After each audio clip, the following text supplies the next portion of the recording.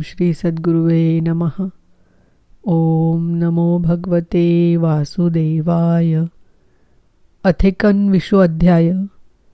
महाराज पृथु का अपनी प्रजा को उपदेश। श्री मैत्रेय जी कहते हैं, विदुर जी, उस समय महाराज पृथु का नगर सर्वत्र मोतियों की लड़ियों, फूलों की मालाओं, रंग बिरंगे वस्त्रों, सोने के दरवाज़ों और अत्यंत सुगंधित धूपों से सुशोभित था। उसकी गलियां, चौक और सड़कें चंदन और अरगजे के जल से सींच दी गई थी तथा उसे पुष्प, अक्षत, फल, यवांकुर, खील और दीपक आदि मांगलिक द्रव्यों से सजाया गया था। वह ठौर ठौर पर रखे हुए फूल के गुच्छों से युक्त केले के खंभों और सुपारी के पौधे से बड़ा ही मनोहर जान पड़ता था तथा सब और आम आदि वृक्षों के नवीन पत्तों की बंधनवारों से विभूषित था। जब महाराज ने नगर में प्रवेश किया तब दीपक, उपहार और अनेक प्रकार की मांगलिक सामग्री लिए हुए प्रजाजनों ने तथा मनोहर कुंडलों से सुशोभित सुंदरी कन्याओं ने उनकी अगवानी की। शंख और दुदुम्बी आदि बाजे बजने लगे।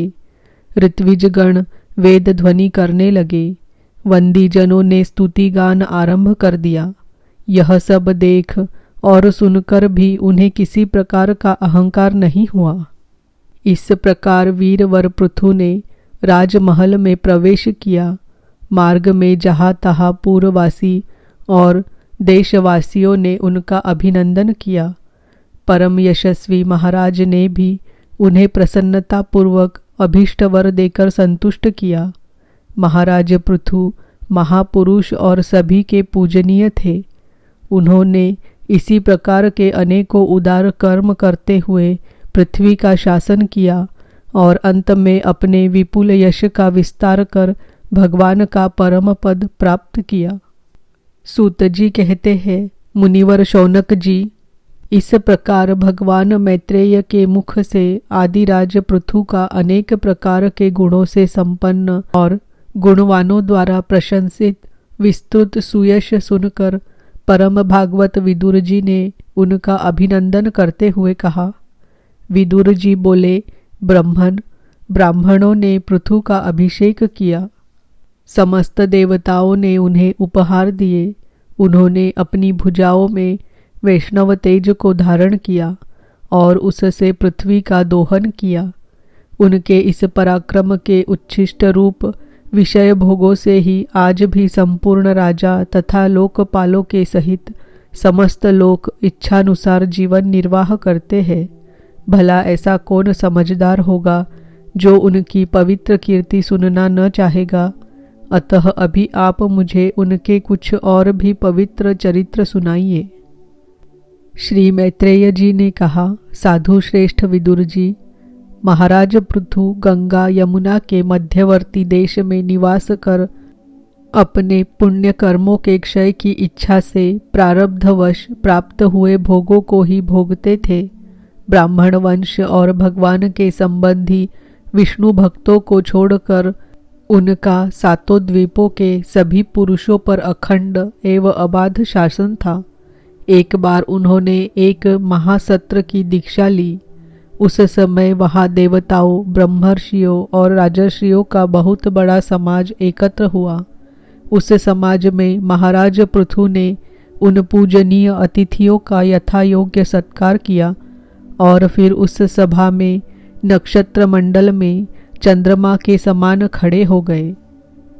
उनका शरीर ऊंचा, भुजाएं भरी और विशाल, रंग गोरा, नेत्र कमल के समान सुंदर और अरुण वर्ण नासिका सुघड़, मुख मनोहर, स्वरूप सौम्य, कंधे ऊंचे और मुस्कान से युक्त दंत पंक्ति सुंदर थी। उनकी छाती चौड़ी, कमर का पिछला भाग स्थूल और उदर पीपल के पत्ते के समान सुडौल तथा बल पड़े हुए होने से और भी सुंदर जान पड़ता था। नाभि भंवर के समान गंभीर थी। शरीर तेजस्वी था। जंघाएं सुवर्ण के समान दैदीप्यमान थी तथा पैरों के पंजे उभरे हुए थे। उनके बाल बारीक घुंघराले काले और चिकने थे। गर्दन शंख के समान उतार चढ़ाव वाली तथा रेखाओं से युक्त थी और वे उत्तम बहुमूल्य धोती पहने और वैसी ही चादर ओढ़े थे। दीक्षा के नियमानुसार उन्होंने समस्त आभूषण उतार दिए थे। इसी से उनके शरीर के अंग प्रत्यंग की शोभा अपने स्वाभाविक रूप में स्पष्ट झलक रही थी। वे शरीर पर कृष्ण मृग का चर्म और हाथों में कुशा धारण किए हुए थे। इससे उनके शरीर की कांति और भी बढ़ गई थी। वे अपने सारे नित्य कृत्य यथाविधि संपन्न कर चुके थे। राजा पृथु ने मानो सारी सभा को हर्ष से साराबोर करते हुए अपने शीतल एवं स्नेहपूर्ण नेत्रों से चारों ओर देखा और फिर अपना भाषण प्रारंभ किया। उनका भाषण अत्यंत सुंदर विचित्र पदों से युक्त, स्पष्ट, मधुर, गंभीर एवं निशंक था। मानो उस समय वे सबका उपकार करने के लिए अपने अनुभव का ही अनुवाद कर रहे हों। राजा पृथु ने कहा, सज्जनों, आपका कल्याण हो। आप महानुभाव जो यहाँ पधारे हैं, मेरी प्रार्थना सुने। जिज्ञासु पुरुषों को चाहिए कि संत समाज में अपने निश्चय का निवेदन करें। इस लोक में मुझे प्रजाजनों का शासन, उनकी रक्षा, उनकी आजीविका का प्रबंध तथा उन्हें अलग अलग अपनी मर्यादा में रखने के लिए राजा बनाया गया है। अतः इनका यथावत पालन करने से मुझे उन्हीं मनोरथ पूर्ण करने वाले लोकों की प्राप्ति होनी चाहिए जो वेदवादी मुनियों के मतानुसार संपूर्ण कर्मों के साक्षी श्री हरि के प्रसन्न होने पर मिलते हैं। जो राजा प्रजा को धर्म मार्ग की शिक्षा न देकर केवल उससे कर वसूल करने में लगा रहता है, वह केवल प्रजा के पाप का ही भागी होता है और अपने ऐश्वर्य से हाथ धो बैठता है। अतः प्रिय प्रजाजन, अपने इस राजा का परलोक में हित करने के लिए आप लोग परस्पर दोष दृष्टि छोड़कर हृदय से भगवान को याद रखते हुए अपने अपने कर्तव्य का पालन करते रहिए, क्योंकि आपका स्वार्थ भी इसी में है और इस प्रकार मुझ पर भी आपका बड़ा अनुग्रह होगा। विशुद्ध चित्त देवता, पितर और महर्षि गण, आप भी मेरी इस प्रार्थना का अनुमोदन कीजिए, क्योंकि कोई भी कर्म हो, मरने के अनंतर उसके कर्ता, उपदेष्टा और समर्थकों को उसका समान फल मिलता है। माननीय सज्जनों, किन्हीं श्रेष्ठ महानुभावों के मत में तो कर्मों का फल देने वाले भगवान यज्ञपति ही है, क्योंकि इहलोक और परलोक दोनों ही जगह कोई कोई शरीर बड़े तेजोमय देखे जाते हैं। मनु, उत्तानपाद, माहीपति ध्रुव, राजर्षि प्रियव्रत, हमारे दादा अंग तथा ब्रह्मा, शिव, प्रहलाद, बलि और इसी कोटि के अन्यान्य महानुभावों के मत में तो धर्म, अर्थ, काम, मोक्ष रूप चतुर्वर्ग तथा स्वर्ग और अपवर्ग के स्वाधीन नियामक कर्मफल दाता रूप से भगवान गदाधर की आवश्यकता है ही। इस विषय में तो केवल मृत्यु के दोहित्र वेन आदि कुछ शोचनीय और धर्म विमूढ़ लोगों का ही मतभेद है, अतः उसका कोई विशेष महत्व नहीं हो सकता। जिनके चरण कमलों की सेवा के लिए निरंतर बढ़ने वाली अभिलाषा उन्हीं के चरण नख से निकली हुई गंगा जी के समान संसार ताप से संतप्त जीवों के समस्त जन्मों के संचित मनोमल को तत्काल नष्ट कर देती है।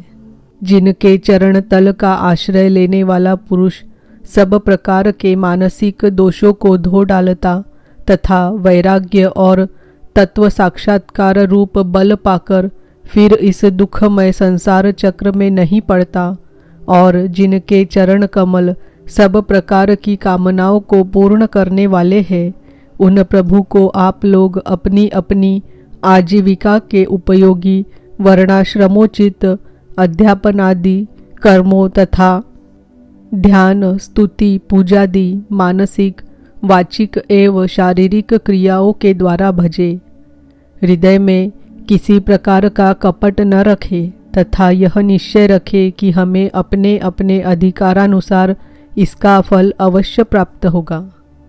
भगवान स्वरूपतः विशुद्ध, विज्ञान घन और समस्त विशेषणों से रहित है, किंतु इस कर्म मार्ग में जौ, चावल आदि विविध द्रव्य, शुक्लादि गुण, अवघात यानी कूटना आदि क्रिया एवं मंत्रों के द्वारा और अर्थ, आशय यानी संकल्प, लिंग यानी पदार्थ शक्ति तथा ज्योतिष्टोम आदि नामों से संपन्न होने वाले अनेक विशेषण युक्त यज्ञ के रूप में प्रकाशित होते हैं। जिस प्रकार एक ही अग्नि भिन्न भिन्न काष्ठों में उन्हीं के आकार आदि के अनुरूप भासती है, उसी प्रकार वे सर्वव्यापक प्रभु परमानंद स्वरूप होते हुए भी प्रकृति, काल, वासना और अदृष्ट से उत्पन्न हुए शरीर में विषयाकार बनी हुई बुद्धि में स्थित होकर उन यज्ञ यागादि क्रियाओं के फल रूप से अनेक प्रकार के जान पड़ते हैं।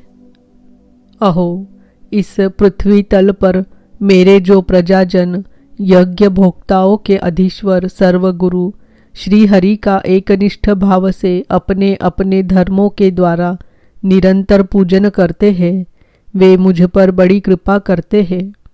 सहनशीलता, तपस्या और ज्ञान इन विशिष्ट विभूतियों के कारण वैष्णव और ब्राह्मणों के वंश स्वभावतः ही उज्जवल होते हैं। उन पर राजकुल का तेज, धन, ऐश्वर्य आदि समृद्धियों के कारण अपना प्रभाव न डाले। ब्रह्मादि समस्त महापुरुषों में अग्रगण्य ब्राह्मण भक्त पुराण पुरुष श्री हरि ने भी निरंतर इन्हीं के चरणों की वंदना करके अविचल लक्ष्मी और संसार को पवित्र करने वाली कीर्ति प्राप्त की है।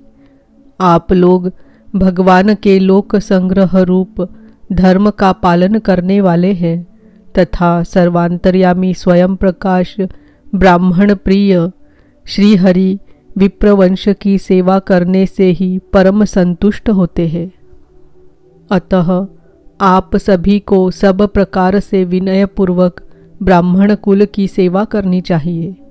इनकी नित्य सेवा करने से शीघ्र ही चित्त शुद्ध हो जाने के कारण मनुष्य स्वयं ही ज्ञान और अभ्यास आदि के बिना ही परम शांति रूप मोक्ष प्राप्त कर लेता है। अतः लोक में इन ब्राह्मणों से बढ़कर दूसरा कौन है जो भविष्य भोजी देवताओं का मुख हो सके।